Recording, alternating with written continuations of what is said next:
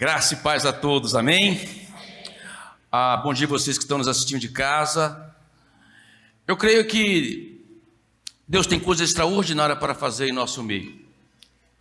Nós tivemos um ano de 2022 e eu posso dizer, como está lá no livro de 1 Samuel, capítulo 7, versículo 12, até aqui o Senhor tem nos abençoado.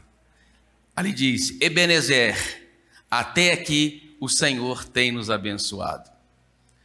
Mas Ebenezer não é uma palavra final, não é um ponto final na história. Ebenezer fala de um começo. Quando Samuel disse isso, depois de uma grande vitória sobre os filisteus, ele criou um marco em Mispa, 100 cidades, que ele criou um marco e marcou aquele território como território conquistado.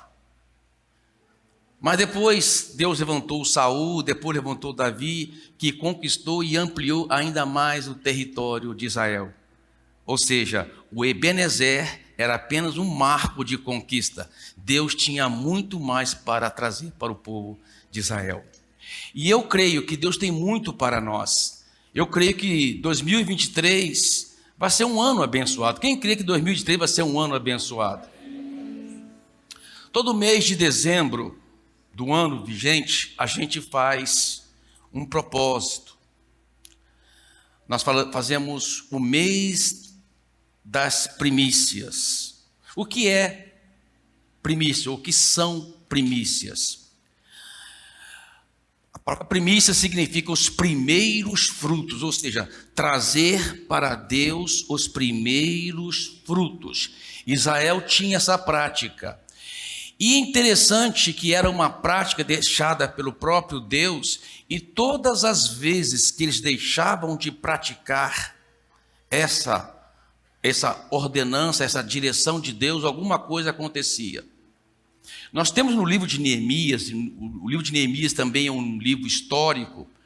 Neemias foi levantado por Deus para restaurar os muros caídos de Israel. Israel estava vivendo um tempo de cativeiro, na verdade era o tempo de retorno para a sua terra, e daqui a pouco eu vou falar um pouco sobre isso, que é muito interessante.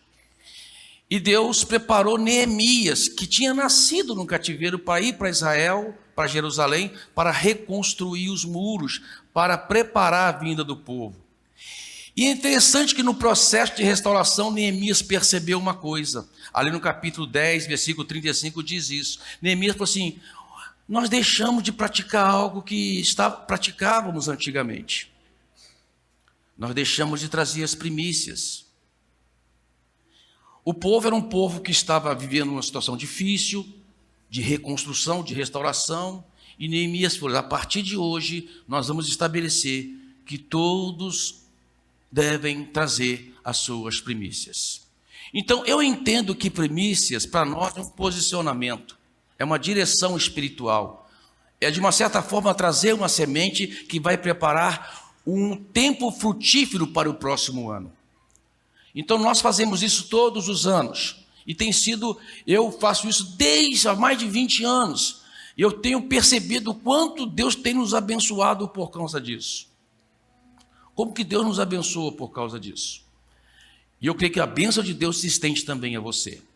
Então, durante o mês de dezembro, você prepara a sua semente, uma oferta que será a sua semente. Não é o seu dízimo, não é a sua oferta comum, é uma oferta de primícias que você vai trazer como semente para o seu próximo ano. Quem crê nisso diz glória a Deus. Amados, semente é algo extraordinário. A semente, ela cresce de forma misteriosa. A semente é algo que a pessoa lança sobre a terra e ela fica na expectativa de que haverá chuva e o sol suficiente para fazer aquela semente germinar, crescer e frutificar. Só de olhar para a semente você pode perceber que é algo misterioso. Como é que pode de uma sementinha assim nascer uma grande árvore e dar muitos frutos? Assim é nossa semente também. Assim também é a sua semente, amém? Então já quer começar o mês de dezembro orando por isso. Eu quero que você sentadinho mesmo, feche os seus olhos. Pai, nós queremos orar Você que está em casa também, acompanha comigo. Você que entendeu, acompanha comigo em oração. Pai, eu quero orar, Deus. Nós estamos no último mês do ano de 2022. E cremos que esse mês será um mês que nós vamos trabalhar a nossa semente. Nós vamos preparar a nossa semente para frutificar no ano de 2023. Eu sei, Pai amado, que coisas boas nos esperam no ano de 2023. Eu profetizo em nome do Senhor Jesus Cristo um tempo frutífero, um tempo de bênção, um tempo de crescimento, um tempo que o Senhor vai restaurar coisas que precisam ser restauradas na nossa família, na nossa casa, na nossa igreja. Eu oro, Pai, e peço em nome do Senhor Jesus Cristo. Amém, amém, amém. Quem quer dar uma salva de palmas para Jesus?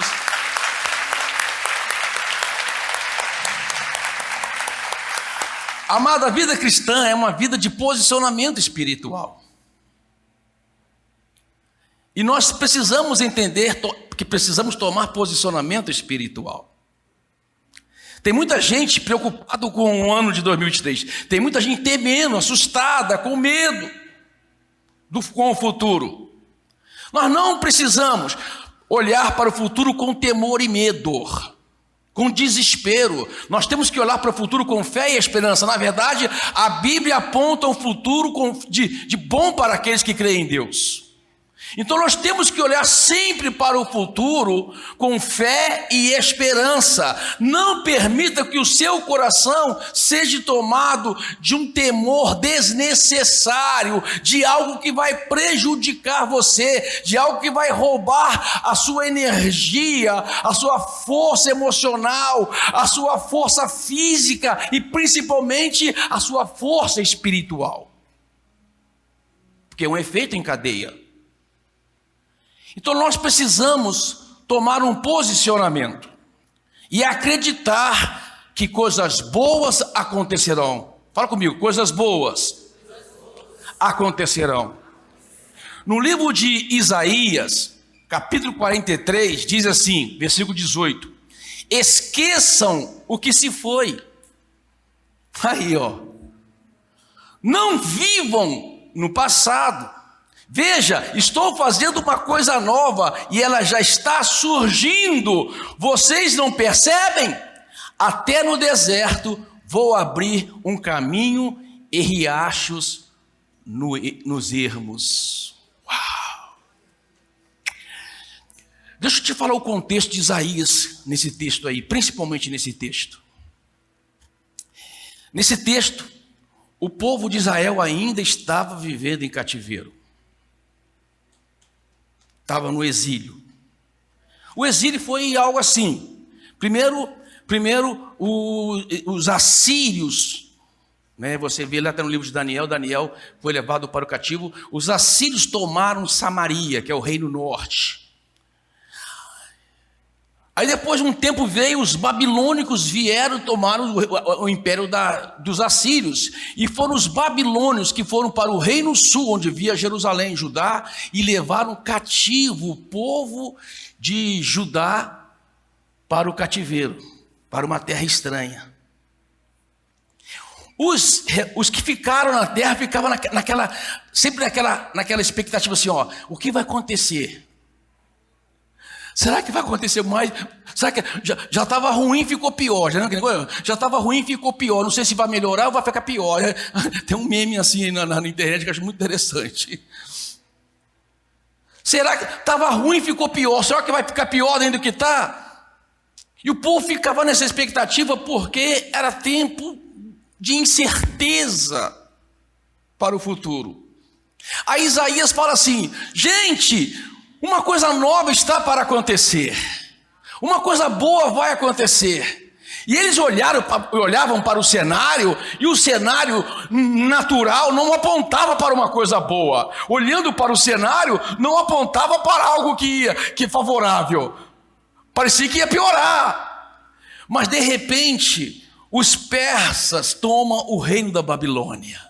Dario toma o reino da Babilônia, e aí depois Dario, seu filho Ciro, começa a proporcionar a volta dos filhos de Israel para a sua terra. Aí você, é um contexto histórico lindo, né? Que você vai ver lá em Neemias, você vai ver no livro de Esther, né? Você vai ver no livro de Esdras, a volta do cativeiro, ou seja, o povo voltando para a sua terra, e foi Ciro, e a Bíblia chama Ciro persa de meu pastor. Olha só, Ciro, o meu pastor. Por quê? Porque Deus tocou no coração do Ciro, usou o imperador Ciro da Pérsia para trazer de volta o povo de Israel para a sua terra. Foi ele que disse: todos que quiserem, aí está no livro de Esther, todos que quiserem voltar para a sua terra estão livres. E eles voltaram e começaram a reconstruir o templo, os muros e a cidade. Amado, o trabalhar de Deus é misterioso.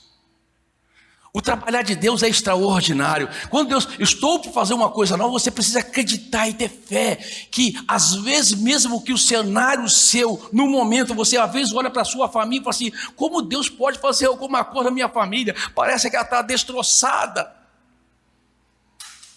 Às vezes você olha para o seu cenário econômico, a sua vida financeira, você fala: como que vai mudar esse cenário? Acho que não tem jeito, né? Eu vou tentar a Mega Sena agora em dezembro e consigo mudar isso aí. Não é a Mega Sena que vai mudar a sua vida, não, quer dizer, é um posicionamento espiritual. Você olha para a sua saúde, você olha para a circunstância, fala: como vai mudar? Coisas novas estou por fazer, e você precisa acreditar em boas notícias. A Bíblia diz assim, ó: desde o princípio eu disse a Sião, veja essas coisas acontecendo. A Jerusalém eu darei um mensageiro de boas novas. Quem gosta de boa notícia aqui? A sua boca sempre tem que ser uma boca que profetiza coisas boas. Aprenda isso. Não seja movido pelas circunstâncias. Não deixe que a circunstância que está cercando você domine o seu emocional e enfraqueça o seu espiritual, ao ponto de você não acreditar que coisas boas possam acontecer. Você está entendendo? A Bíblia diz: quão formosos são os pés daqueles que anunciam coisas boas, novas. É como os pés dos montes, que vêm dos montes. E é interessante, né? Você lembra quando Davi diz assim: elevo meus olhos para os montes, de onde me virá o socorro? O meu socorro vem do Senhor, que criou os céus e a terra. Qual que é o cenário aqui? O cenário é que Israel, no tempo de guerra, as mulheres, os que ficavam na expectativa de alguém aparecer depois do monte com uma boa notícia, de uma vitória. Por isso que fala: quão formosos são os pés daqueles que anunciam coisas novas, boas notícias. E nós, amado, a nossa boca, olha, se uma coisa que você tem que fazer no mês de dezembro é profetizar sobre a sua vida, é declarar com a sua boca que as coisas serão melhores em 2023. Deixa eu te falar, se ela foi boa em 2022, vai ser melhor em 2023. Se ela foi mediana em 2022, ela vai melhorar muito, muito mais em 2023. Se ela foi ruim em 2022, você pode declarar com fé e com certeza que 2023 é o ano da sua virada.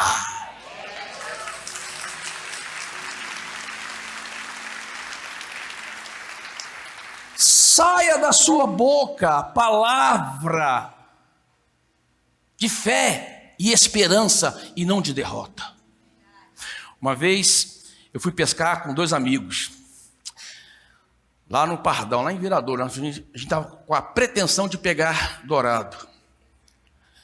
Amado, ficamos no barco o dia todo. Sabe o que é ficar no barco um dia todo e não pegar nada? Nada.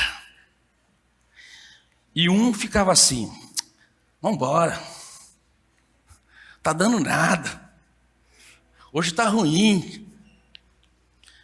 E o outro ficava assim, outro amigo meu: rapaz, tem paciência.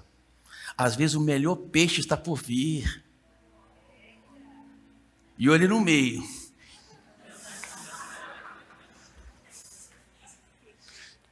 Você viu os dois capetinhos, o capetinho e o anjinho? O capetinho lá, vai lá, abandona tudo. E o anjo: que isso, acredita. Eu ali no meio. Quase 5 horas da tarde, no pôr do sol, pegamos um dourado. Amado, eu vim trazendo aquele dourado. Ele pulava e o reflexo do sol brilhava na água e brilhava no dourado. Quem já pegou um dourado aqui? O Gui está aqui, eu sei que já pegou. A gente já pegou também. Ele pulava assim naquele reflexo do sol. Já faz anos, eu nunca esqueço essa cena. Eu nem sei o gosto do peixe que eu comi. Se eu comi, eu sou solteiro, nem sei o que eu fiz com o peixe. Eu sei aquela visão daquele peixe dourado, bonito, pulando no reflexo do sol. Valia uma semana de barco só para aquela cena. Porque ouviu a voz certa. Aprenda a ouvir a voz certa. Sempre haverá vozes tentando levar você para outro caminho. Sempre haverá voz tentando desviar você do propósito. Sempre haverá voz tentando desanimar você do projeto. Mas você precisa aprender a ouvir a voz certa. Gente, é só prestar atenção na trajetória de muita gente, você vai ver, essa pessoa aprendeu a ouvir a voz certa. Então eu quero falar hoje sobre posicionamento. Sobre posicionamento. A Bíblia fala no capítulo 6 do livro de Juízes a história de Gideão. Um tempo em que o povo estava vivendo luta. Não era tempo de cativeiro, era tempo de conquista de terra, mas era um conflito constante com os midianitas, com os filisteus, para tomar a terra um do outro, e um tempo que Israel estava sofrendo na mão dos midianitas. E Deus levanta um homem chamado Gideão, no capítulo 6 do livro de Juízes. E Gideão um dia estava indo lá, num lagar, que é um lugar de amassar uva, de pisar em uva. Ele estava lá no lagar, malhando trigo, escondido dos midianitas. De repente o Senhor aparece para o Gideão e diz: o Senhor é contigo, homem valente. Vai nessa força e livra Israel. Aí Gideão levanta: o Senhor é comigo? Se o Senhor é comigo, por que essas coisas ruins estão acontecendo?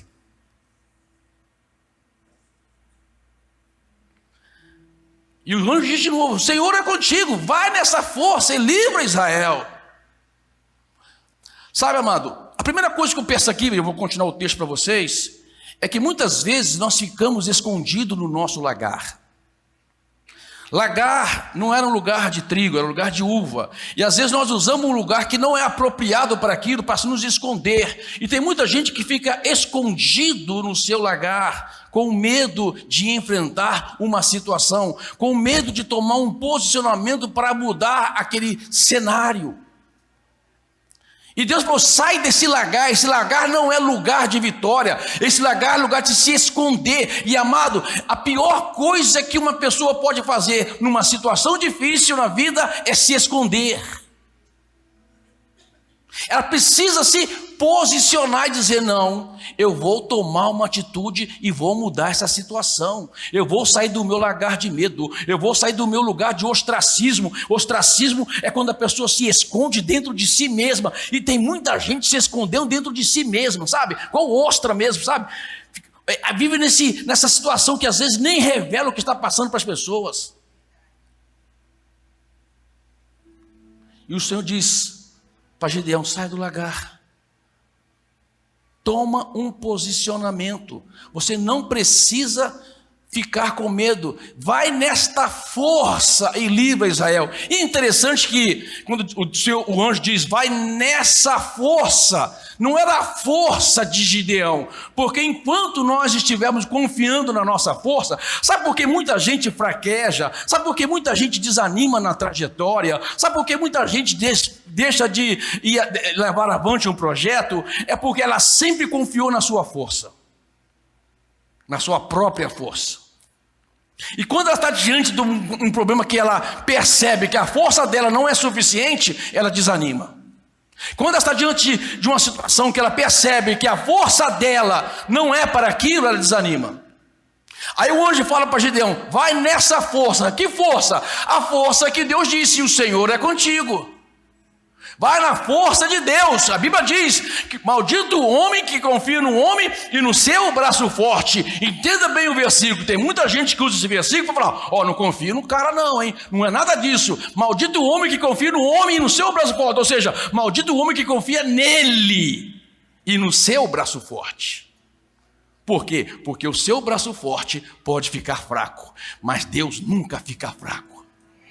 Você precisa acreditar que Deus é contigo, que Deus é por você, e se Deus é por nós, quem será contra nós? Eu não vou na minha força, eu vou na força do Senhor. Não é a minha força, não é a minha capacidade, não é a minha inteligência, não são os meus recursos, é a força de Deus. Amado, quando você vai na força de Deus, você fica tranquilo, porque você e Deus são maiorias. Amém? Nós precisamos acreditar e ir na força de Deus e não na nossa própria força. E a gente tem que se livrar, né, daquele pensamento que aí Gideão disse para Deus, Deus, mas como que eu vou? A minha tribo é a menor, a tribo de Gideão era a tribo de Benjamim. A minha tribo é a menor de Israel. Israel tinha 12 tribos, Benjamim era a menor tribo. A minha tribo é a menor de Israel. A minha filha é a menor da minha tribo. Eu sou o menor da minha casa. Gideão se sentia, né, o mosquito do cocô do cavalo do bandido. Não sou ninguém. E Deus fala para ele, vai nessa sua força. Que força? A força que eu disse que o Senhor é contigo. É nisso que você precisa acreditar, cara. O Senhor é contigo. Você vai estar diante de situações na vida que você vai ter que acreditar. O Senhor é contigo. Eu fico pensando, eu falei sobre Neemias, né? Neemias diante de, acho que era filho ou neto de Dario, era neto, que ajudou o povo a voltar para Israel. Quando ele chegou diante do rei, falou assim... A Bíblia fala que Deus chamou Neemias para restaurar os muros. Neemias orou e interessante que Neemias foi resposta da sua própria oração. Ele falou, Deus, olha como muda a minha cidade, o meu povo sofrendo. Deus começou a orar e interceder e Deus diz, você é a resposta da sua oração. Vai e você vai fazer o que você está pedindo. Aí Neemias chega diante do rei e o rei fala, o que você quer? Ele era copeiro. O que você quer? Neemias fez uma oração. A Bíblia não fala qual foi a oração de Neemias. A Bíblia só fala que Neemias fez uma oração. Eu penso que, sabe, oração relâmpago? Oração relâmpago funciona, viu, gente? Aquela oração, segundo. Senhor, agora, Senhor. Agora o que você vai fazer, Senhor? É assim que você, às vezes você está diante de uma reunião, gente, uma reunião que você não sabe o que fazer, fala, Senhor, é agora, Senhor, que você vai fazer. Você ora contigo mesmo, ora a Deus, naquela oração relâmpago, e Deus abre as portas. O Senhor é contigo, homem valente. Vai nessa força. Qual força? A força de Deus. Aí Gideão continuou conversando com o anjo, e ainda não sabia que anjo que era, se era anjo mesmo, até que o anjo falou, prepara para mim lá algumas coisas. E quando Gideão preparou para ele bolo, algumas coisas para comer. De repente, amado, o cara, ao invés de comer, o fogo desceu do céu e consumiu o negócio. Aí Gideão começou: meu pai, eu vi o Senhor, eu vou morrer. Até então não percebia que era o Senhor. Você, rapaz, se Deus quisesse te matar, já tinha te matado lá no começo, no lagar. Eu vi o Senhor, o Senhor Mateus, fique calmo, você não vai morrer. Porque quem apareceu para Gideão foi o próprio Senhor. Nós chamamos de teofonia, é quando o próprio Senhor Jesus apareceu no Velho Testamento. O Senhor aparecia para trazer uma mensagem de fé e esperança. Jesus é maravilhoso. Até no Velho Testamento, tempo da lei, ele aparecia e trazia uma palavra de fé e esperança. O Senhor é contigo, homem valente, vai nessa tua força e livra Israel. E quando ele fez isso, amado, ele preparou e a oferta foi consumida. Ele se percebeu: estou diante do Senhor, não é brincadeira não. Aí Gideão toma um novo posicionamento.